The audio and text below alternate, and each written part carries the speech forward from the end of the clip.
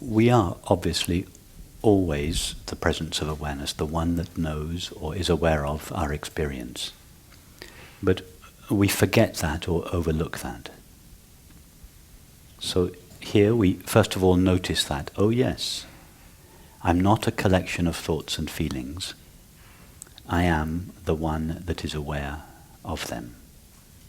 So we first notice it, and then we say, okay, I'm now going to stand as that. I'm going to be that knowingly. Before, I was that, but unknowingly or without realizing it. Now I realize that. I'm going to know myself as that.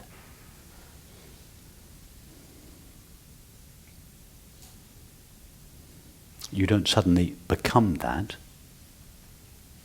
You notice, oh, of course, I am that, and I have always been that. And now I'm going to know myself as that. That's what I mean by be that knowingly.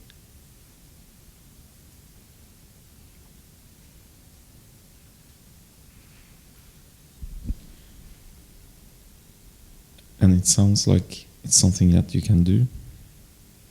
Like, okay, do that, be that knowingly. And it's only... Ultimately, no. But for all practical purposes, yes. If you seem not to be that, then by definition, you are thinking and feeling of yourself as a separate self. Now,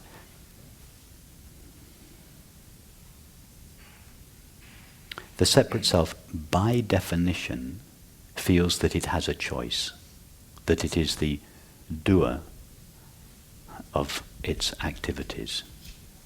So it's best to be honest about that.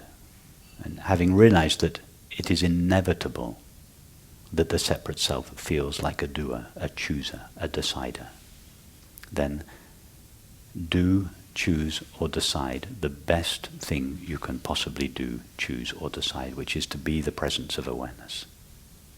So when I say, yes, that is something you can do or choose, I'm making a concession to the belief that we are a separate self. But we have to acknowledge that if we feel we are a separate self, we cannot legitimately say, I have no choice, there's nothing to do.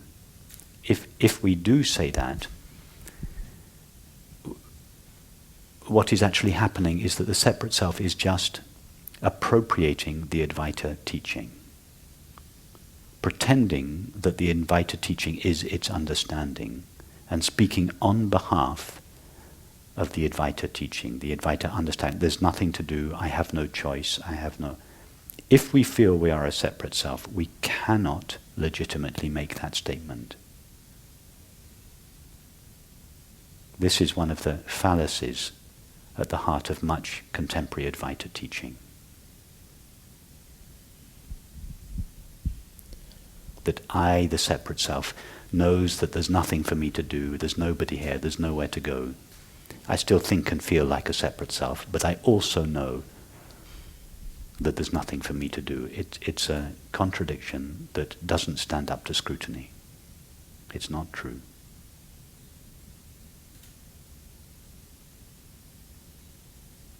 It's better to be honest, simple and honest, and say, yes, I feel that I am a separate self, and therefore, by definition, I feel I have a choice. Now, choose the best thing possible.